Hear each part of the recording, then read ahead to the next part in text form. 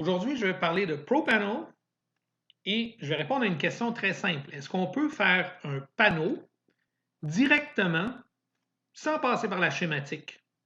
Alors, directement à partir d'une liste Excel. Une liste comme celle-ci qui me donne une coupe de composantes et dans ces composantes-là, voilà, je veux placer un panneau. J'ai trouvé quelque chose d'intéressant sur Google qui m'intéressait. Alors, de un, j'ai trouvé ces tutorials-là qui m'expliquent un peu tout ce que ça font, tout ce qu'il fait là-dedans.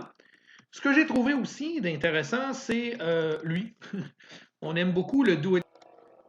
Bon, pas sûr que j'y ferai confiance pour celle-là. On va regarder. Faites-moi confiance, on peut faire un panneau dans un plan, directement dans un projet. J'ai un projet ici, le projet, j'ai créé un layout. Là-dedans, je vais tout de suite partir avec mon 3D, donc mon layout 3D. Puis, dans ce layout-là, ben, à quelque part, je veux représenter un panneau, panneau A, panneau AB, peu importe. Peu importe. On est dans le panneau. Là, il faut savoir la grosseur du panneau. On me demande parfois comment tu fais pour évaluer la grosseur d'un panneau. Ben, j'ai ici, je regarde l'air que j'ai de besoin pour chacune des composantes. Comment je fais ça? Un calcul mathématique bien facile. La largeur fois la hauteur fois la quantité. OK? Alors, ça me donne une aire. Cette aire-là, je l'additionne ensemble, je la multiplie par 4. J'en fais le carré. Là, j'ai à peu près la grosseur de ce que j'aurais de besoin comme panneau. 755 par 755 ferait l'affaire. Mais bon, ça n'arrive pas, là. Ça n'existe pas, je le sais.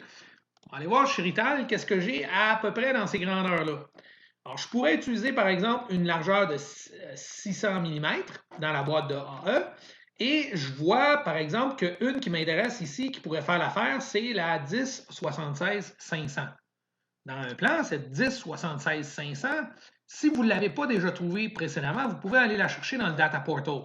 Moi, je l'ai déjà choisi précédemment, je l'ai ici.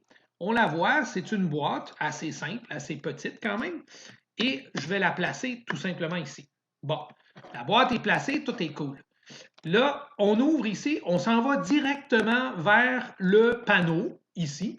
Puis on dit, OK, dans le panneau, là, ben, la plupart du temps, la première fois, quand je commence à placer du stock, moi, je commence toujours par mes docks, parce que je sais que mes docks, j'en ai besoin d'un peu partout, ici autour. J'en ai besoin ici de ce bord-là, jusque-là. Là, le collision check, parfois, il est pratique comme il n'est pas pratique. Alors, vous pouvez l'enlever ici, tout simplement. Puis, vous pouvez dessiner vos docks à partir de là. OK? Ça, c'est une façon très, très, très rapide de le faire. Ce qui est intéressant, vous voyez que pour le perçage, c'est déjà dealé en arrière-plan. Si jamais vous vous êtes trompé d'une petite coche de même, ben, c'est pas une grosse affaire à faire, c'est juste de choisir la longueur puis de la rallonger. Bon.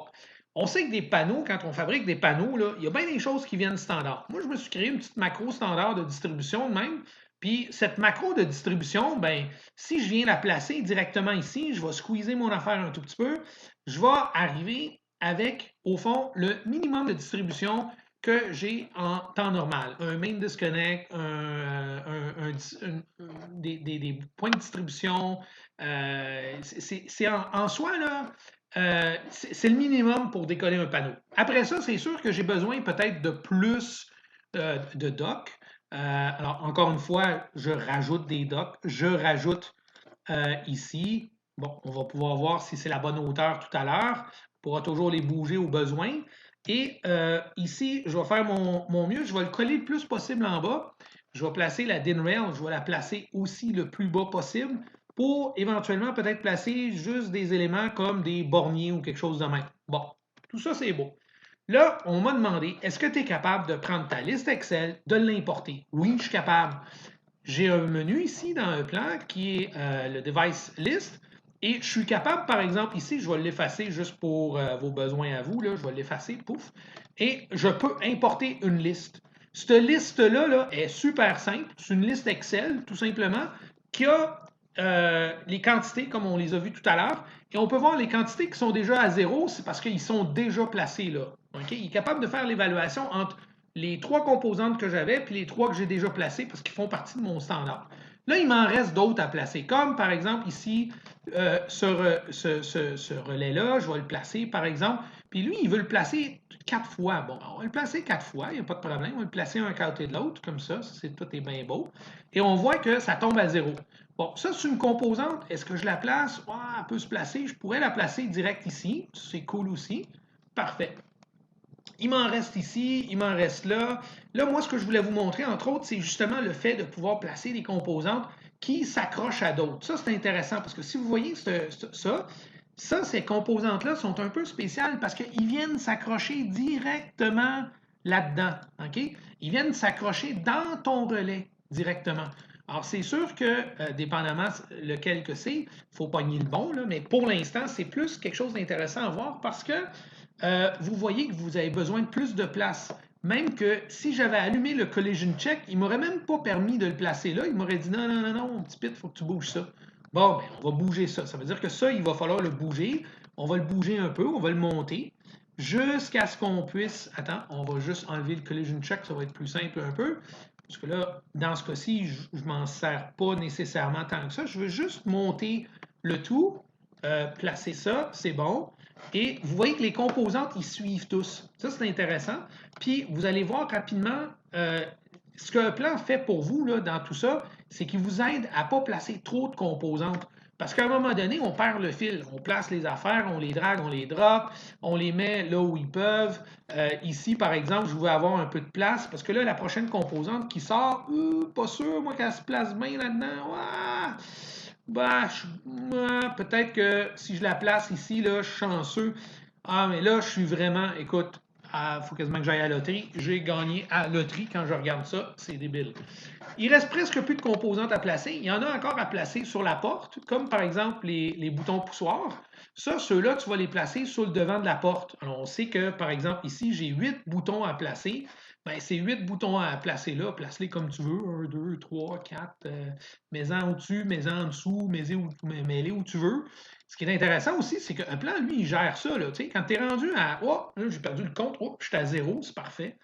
J'ai-tu encore un autre bouton à quelque part? Oui, j'en ai un autre ici en haut. Ça, c'est un Allen Bradley. Ça, c'est un arrêt d'urgence. On va peut-être le mettre. Tiens, on va le mettre plus là. Ça a plus d'allure. Comme ça. Et vous voyez que il manque plus grand-chose. Il y a juste 2-3 petites affaires encore à placer, mais je vais revenir. Ce n'est pas un gros problème. Ce que je veux surtout vous montrer, c'est que votre panneau, là, vous voyez bien que ça peut se placer. Puis si vous y allez ici avec ça de même, vous pouvez voir si ça. Oh, là, je n'ai pas fait attention. J'aurais dû allumer mon collision check parce que réellement, là, les boutons que vous voyez là, il y a un problème en termes de hauteur. Alors, ça, c'est le genre de choses qui, justement, devient intéressant quand on est en 3D. Pourquoi? Parce que là, on peut voir ce genre de détails-là et on peut dire, attends, les boutons là, qu'on avait ici, lui, il faudrait vraiment que je le monte un peu plus comme ici. Les boutons que là, eux autres, il n'y a pas de problème. Mais les autres, là, il y a un méchant problème, là, ici, là, ce bouton-là, sont peut-être moins faciles à pogner, mais on sait lesquels. Alors, ce que je vais faire, c'est que je vais retourner sur ma porte, tout simplement de même. Et là, cette fois-ci, ce que je vais faire, c'est que je vais allumer le collision check, parce que là, il est vraiment pratique. Parce que quand je le déplace, lui, il va me le dire si oui ou non je suis capable de le déplacer à tel ou tel endroit. OK? Dépendamment du fait qu'il y ait quelque chose. Parce que voyez-vous, ici, c'est en rouge, ça ne marche pas. Ici, ça marche, ici en bas. Il n'y a pas de problème parce qu'il n'y a rien en dessous. De ce côté-là, il y a quelque chose. De ce côté-là, si je descends, il n'y a rien et ça marche. Alors, vous pouvez vraiment, en plus, vous pouvez le faire avec l'ensemble ici. Vous pouvez voir vraiment de ce qu'on parle. Puis vous voyez pourquoi ça cognait dans les éléments. Alors, c'est sûr que pour faire un panneau qui est cute, vous allez pouvoir remettre ça tout ici correctement, bien aligné, sans venir ici comme ça. Bon, là, ça a de l'allure. OK? C'est l'avantage du 3D définitivement sur le DD. Ça ne se compare même pas parce que vous n'auriez pas pu voir ces détails-là sur un simple 2D. Ce qui est encore plus intéressant, c'est ce qu'on fait au niveau de la documentation.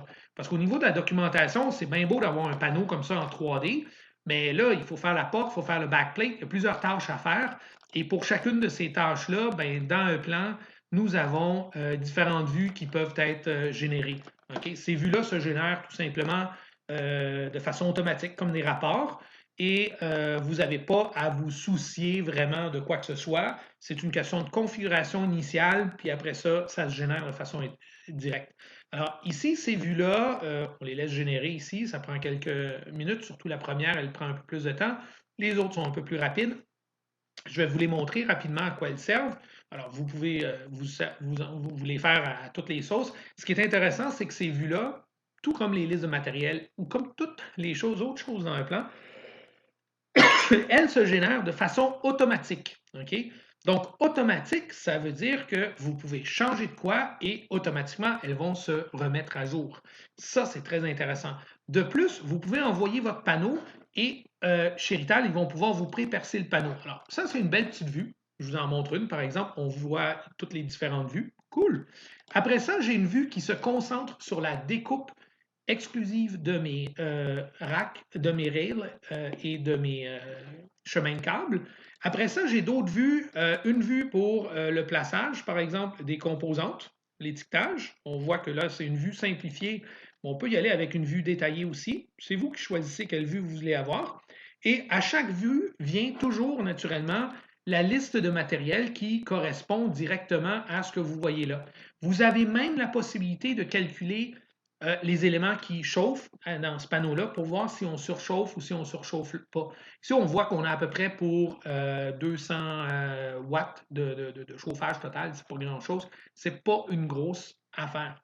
Une autre affaire, comme je vous le disais, c'est que vous pouvez prendre votre panneau, l'envoyer chez Rital et ils vont vous retourner le panneau qui est complètement percé. Ça se trouve être le mode Center. Le mode Center se sert de la technologie qu'on va voir ici à l'instant même fonctionner.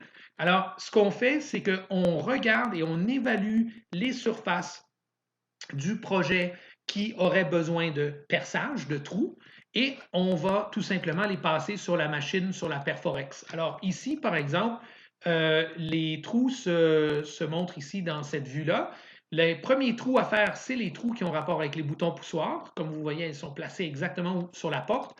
Et on a des trous sur le backplate.